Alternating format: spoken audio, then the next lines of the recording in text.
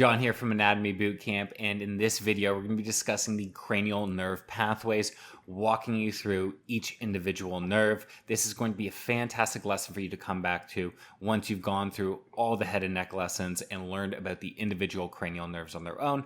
So without further ado, let's just jump into it. So first up, I have a slide indicating the legend right here and the different fiber types.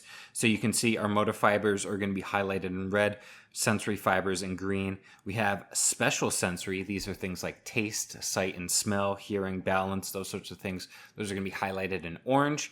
We then have our postganglionic sympathetic neurons in purple, and our preganglionic parasympathetic neurons in yellow, and our postganglionic parasympathetic neurons in blue. So starting off first, we have the olfactory nerve, and this is a special sensory pathway. So we're going to start from where an odorant would come in and work our way backwards. So odorants are going to come in through the nose, and they're going to bind to the nasal mucosa. From here, this information is going to be picked up by our olfactory nerves. Our olfactory nerves will then pass through the cribriform plate, where they will synapse on our olfactory bulb, and then finally the olfactory tract. This is going to carry this information to the primary olfactory cortex, where it can be processed. So that's an easy pathway. I have another easy pathway, and this is the optic nerve pathway. So starting again at the point where the special sensory is going to be picked up, which in this case is the retina of the eye for vision. This information is going to be carried through the optic nerve, past and through the optic canal, which is the opening connecting the orbital cavity to the cranial cavity. From here, carrying through the optic nerve, it's going to reach a point known as the optic chiasm. This is where information can cross over depending on which part of the retina it is perceived on. And then from here, it's going to be carried from the optic chiasm down the optic tract, and from here it's going to synapse in the lateral geniculate nucleus, where it's going to be sorted and then sent to our primary visual cortex to be perceived. Now here's where things get a little bit messy. So this is our oculomotor nerve, cranial nerve 3, and this has both motor innervation as well as parasympathetic innervation. So let's start off first with the motor pathway. Motor information coming from our oculomotor nerve. This is going to pass through our superior orbital fissure. And then from here, once we're into the orbital cavity, it's going to supply a number of different muscles. First up being the levator palpebrae superioris muscle. This is to elevate the eyelid. Then we have our superior rectus. This allows us to look up and medially. We then have our medial rectus, which allows us to look medially, as well as our inferior rectus, which is going to allow us to look down and medially. And then we have our inferior oblique, which is going to allow us to look up and laterally. So those are the motor pathways. Now let's look at the autonomic pathways. So the ocular motor nerve is also going to carry preganglionic parasympathetic fibers, again, through that superior orbital fissure. And then once it gets inside the orbital cavity, it's going to come and synapse on the ciliary ganglion. And the ciliary ganglion contains the cell bodies for the postsynaptic parasympathetic neurons.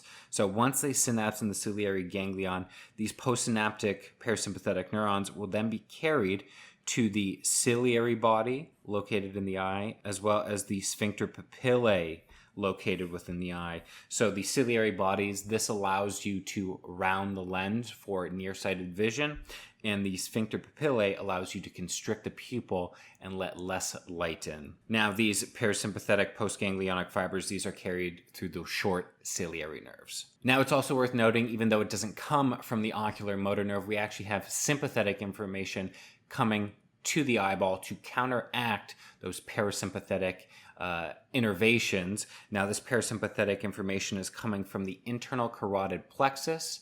So sympathetics are coming from T1 to L2, and they pass along the sympathetic chain to gain access to the upper neck region.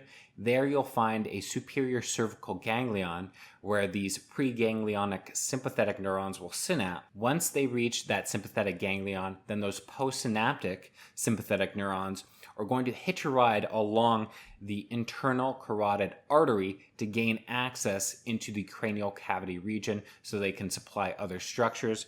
So it's going to form an internal carotid plexus, which is a bunch of sympathetic nerves wrapping around the artery until they get to where they need to go, and then it's going to give off branches. And two sympathetic pathways or nerves that are going to go to the eye are going to innervate the dilator pupillae as well as the ciliary bodies to counteract those parasympathetic innervations. So the dilator pupillae, this is going to dilate the pupil. Remember, parasympathetics constrict. And then the ciliary body, this is going to relax the ciliary muscles, which is going to flatten the lens, which allows for distance vision compared to the parasympathetics, which round the lens, which allow for nearsighted vision. Okay, I know that was a lot. Now we have another easy one. We have the trochlear nerve. This again is going to the extraocular eye muscles like the oculomotor. So starting from the trochlear nerve, it's going to carry this nerve through the superior orbital fissure, and then this nerve is going to go on to innervate the superior oblique muscle, which is going to allow you to look down and laterally. Remember, the inferior oblique, innervated by the oculomotor nerve, allowed you to look up and laterally. This allows you to look down and laterally. And then we also have the abducens nerve. This is another nerve innervating the extraocular eye muscles. So coming from the abducens nerve, this again passes through the superior orbital fissure, and this is going to go and innervate the lateral rectus muscle, which allows you to look laterally. Now, all the nerves going to innervate the extraocular eye muscles, and a lot of nerves in general which go to the orbital cavity, are going to pass through that superior orbital fissure. And I say in general because our optic nerve actually passes through the optic canal. That's the one responsible for vision and innervating the retina. The ones that are going to control motor movements to the eye muscles, these are passing through that superior orbital fissure. So now we're going to talk about the trigeminal nerve, and this is where things are going to get a little bit more complex because remember, this is the sensory nerve of the entire face pretty much. So we're going to walk through the pathways right now. So starting off first, trigeminal nerve is going to come off of the brainstem, and it's going to reach a point known as the trigeminal ganglion. From here, it's going to divide into its tri branches. So we have the ophthalmic nerve, V1. We have our maxillary nerve, V2, and we also have our mandibular nerve, V3. Starting off with our ophthalmic nerve, this is going to be the one going into the orbital cavity. So this is going to carry fibers through the superior orbital fissure, and then once it reaches superior orbital fissure, this divides into three branches again, known as the frontal nerve, the nasociliary nerve, and the lacrimal nerve. From here, these nerves are then going to go on to supply the skin of the forehead, the scalp, the upper eyelid, the lacrimal gland, the nose, the cornea, the mucosa of the nasal cavity, and the sinuses. This is also going to carry postganglionic parasympathetic information, which comes from the greater petrosal nerve, which is a branch off of the facial nerve, and this is going to provide parasympathetic information to the lacrimal gland. Next up, we have our maxillary division, or a maxillary nerve, V2. This is going to pass through the foramen rotundum, and from there enters a space known as the pterygopalatine fossa. And in here, that maxillary nerve actually gives off a pterygopalatine ganglion. From the pterygopalatine ganglion, this is where all these nerve branches are going to come off. And those nerve branches are going to go to supply the skin of the lower eye, cheek, upper lip, as well as the temple, nasal cavity, maxillary sinuses, the palate, and the maxillary teeth and gums. And like I just previously mentioned, that greater petrosal nerve carrying parasympathetics to the lacrimal gland, this actually also passes through one of the branches right here going along that maxillary nerve. So if we draw that in, it will look something like this. It will be coming off of that pterygopalatine ganglion. It will then come up to join with one of our ophthalmic nerve branches, which is the lacrimal nerve, and then from that lacrimal nerve, it's going to carry it to the lacrimal gland. So I know that's a little convoluted, but the lesson on the orbital cavity will clarify that in a lot more detail. And then finally, we have our third division, which is going to be our mandibular nerve, or our mandibular division, V3. This passes through our foramen ovale, and this also has a number of branches which are going to go on to supply the skin of the chin, lower lip, cheek, ear, temple, scalp, mucosa of the cheek, floor of the mouth, the anterior 2/3 of the tongue, as well as the mandibular teeth and gums. Now, the mandibular division of trigeminal is actually different from the other branches in the sense that it actually carries motor information and not just sensory information. So let's look at that pathway. So coming from the trigeminal nerve, going to the trigeminal ganglion, coming to the mandibular division. It's again going to pass through that foramen ovale, but from here, it's going to go on to supply the muscles of mastication, which are your chewing muscles, as well as the tensor vali palantini, the tensor tympani, which is found in the middle ear, and the mylohyoid and anterior digastric muscles. Okay, so now here's where things get fun. We're going to be talking about the facial nerve in this video, and this is where your pathways become very important. So starting off first, let's take a look at the pathway, which is going to innervate the lacrimal gland as well as the nasal mucosa and the palatine glands. And I previously mentioned this one in the trigeminal nerve branches. But coming from our facial nerve, we're going to enter into our internal acoustic meatus and to the facial canal. We're then going to reach a point known as the geniculate ganglion found within the facial canal. Then our preganglionic parasympathetic fibers are going to be carried through our greater petrosal nerve. And from here, this greater petrosal nerve is going to carry these fibers to that pterygopalatine ganglion, which I had mentioned is coming off of that maxillary division of trigeminal. From here, those preganglionic parasympathetic fibers will synapse, and the postganglionic parasympathetic fibers originating from that pterygopalatine ganglion are going to carry branches to the lacrimal gland, nasal mucosa, and the palatine glands. Now, we also have parasympathetic preganglionic information going through the chorda tympani. It's going to exit the cranial cavity via the petrotympanic fissure, where it ends up in the IT fossa and joins with the lingual nerve, which is a branch of V3, which is the mandibular division of trigeminal. From here, it's going to synapse at the submandibular ganglion, coming off of the lingual nerve, and then from here it's going to give off postganglionic parasympathetic fibers to the submandibular and the sublingual glands. Now, this chorda tympani is also the pathway for taste sensation, so let's look at that. Coming off of the facial nerve, again, we're going to pass through our internal acoustic meatus and facial canal. We're then going to pass through the geniculate ganglion and enter that chorda tympani. From here, again, we're leaving through that petrotympanic fissure into our IT fossa. And this, again, joins with the lingual nerve. And then from here, because that lingual nerve is carrying general sensation to the anterior 2/3 of the tongue, it's also going to carry taste sensation to the anterior 2/3 of the tongue via that chorda tympani branch. Now let's take a look at the motor pathway, because this is what's most associated with the facial nerve.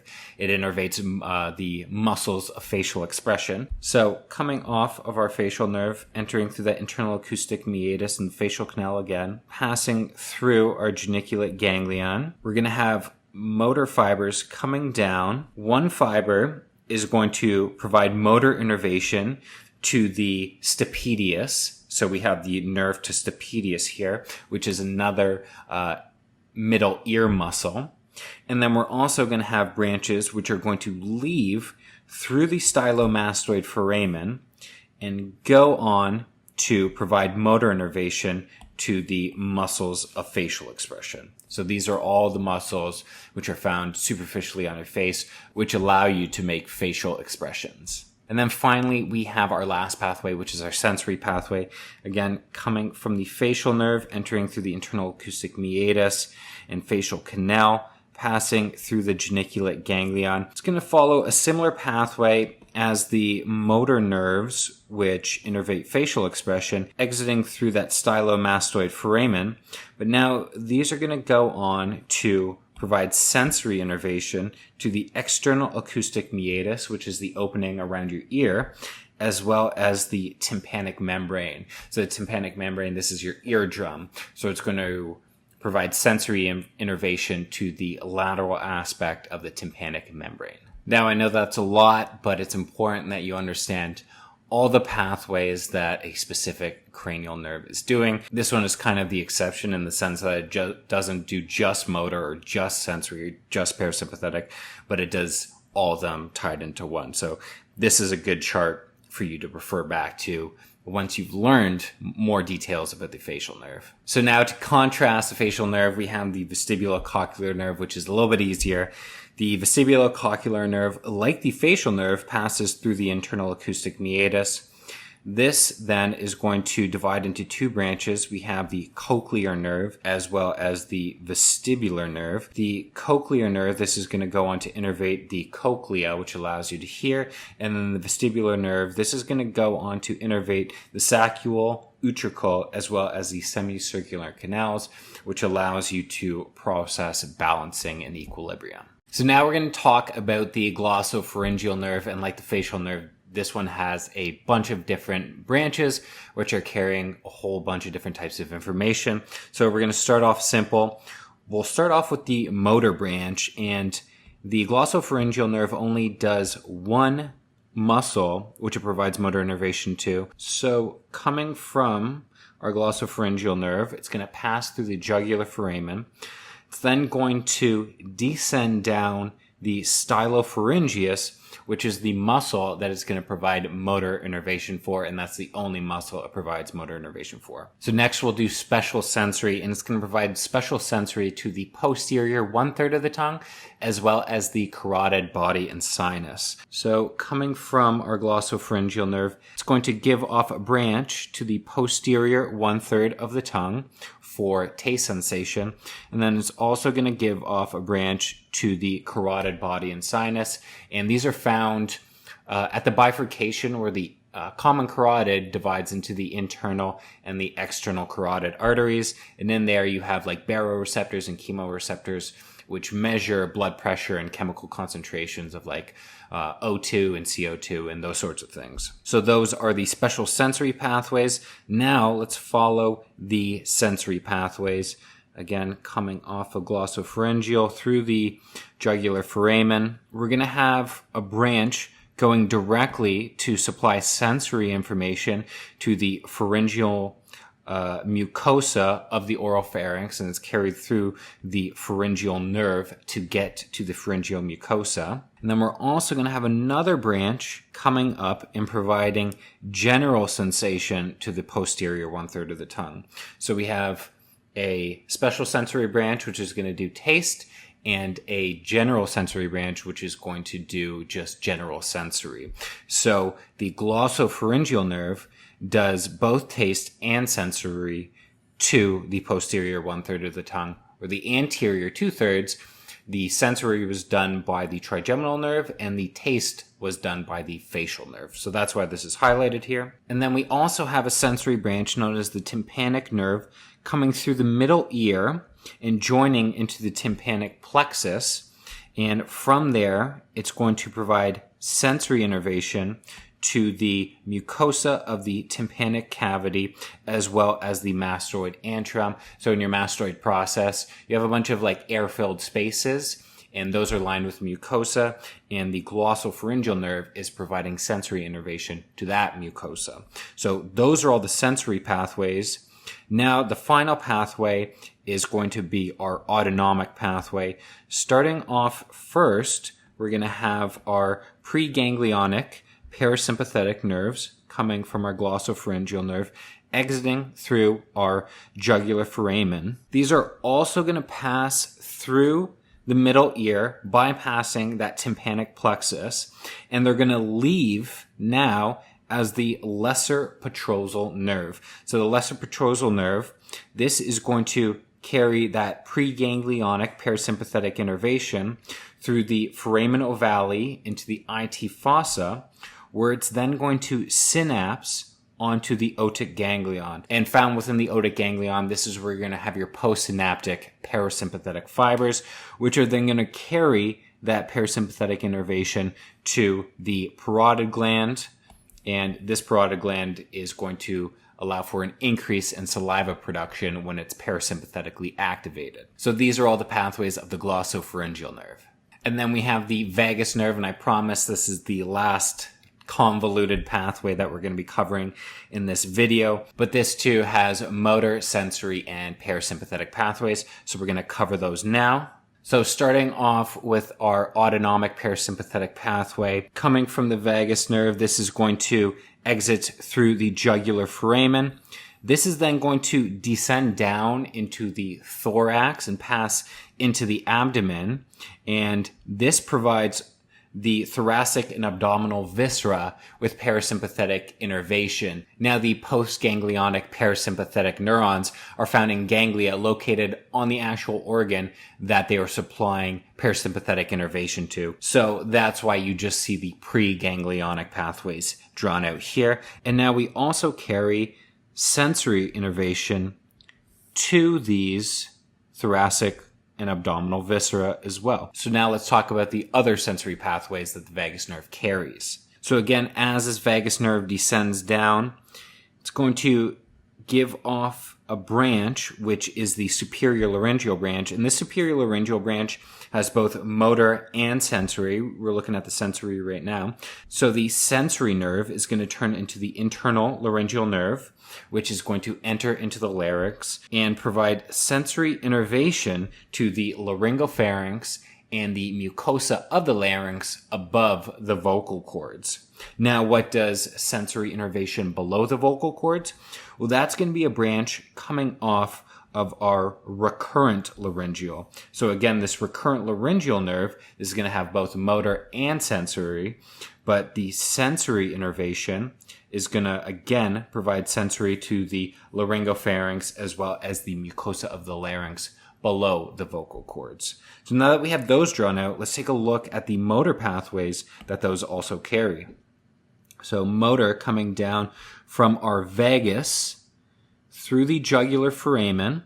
It's going to give off a branch, which is that superior laryngeal branch. Remember, our superior laryngeal branch has both sensory and motor. The sensory turns into the internal laryngeal. The motor travels via the external laryngeal nerve. And then that external laryngeal nerve that's going to go down is going to provide motor to the cricothyroid muscle, which acts on the thyroid cartilage to increase the pitch of the voice. We also have the motor branch traveling in that recurrent laryngeal nerve. And the motor branches here, well, these are going to provide motor innervation to all the muscles of the larynx, with the exception of the cricothyroid, which is innervated by the external laryngeal nerve. But all laryngeal muscles in general are innervated by the vagus nerve, just different branches. And then we have one more motor pathway. We have a pharyngeal nerve coming off of the vagus nerve and going into our pharyngeal plexus. And this is going to provide motor innervation to the pharyngeal constrictor muscles, which allow for swallowing, as well as the palatine muscles, which control the soft palate, with the exception of our tensor vale palantini, which receives motor innervation from the mandibular branch of the trigeminal nerve. So now we have our two last pathways, and these are a little bit easier than the previous ones. These are both motor pathways. Starting off first with cranial nerve 11, this is our spinal accessory nerve. And so coming off of the spinal accessory nerve, we're going to pass through the jugular foramen. Once this exits the jugular foramen, this is then going to go on to provide motor innervation to both the sternocleidomastoid muscle, or the SCM, as well as the trapezius muscle. And these are muscles which help move the neck and shoulders, among other things. And then finally, we have cranial nerve 12. This is our hypoglossal nerve.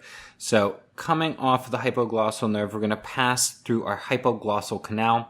This is then going to descend down and provide motor innervation to the muscles of the tongue, with the exception of the palatal glossus muscle. Now, I thought I would also include this pathway because it kind of joins with the hypoglossal nerve as it descends down and wraps around the inferior border of the mandible. This is the C1 fibers, and these make up the superior root of ansa cervicalis, with C2 and C3 making up the inferior root. So coming off of the C1 fibers, these are going to come up and these are going to join with the hypoglossal nerve. They're then going to give off the superior root, which is going to contribute to ansa cervicalis. And they're also going to give off branches which go to supply the geniohyoid as well as the thyrohyoid with motor innervation. So that's it for today's video. I hope you found that useful. And remember, once you've gone through all the lessons in this video series, come back to this lesson and review these pathways. This is going to be a valuable resource in understanding how each of the cranial nerves provides pathways to each of the structures that it's innervating. So with that said, I want to thank you all for tuning in, and I'll see you in the next one.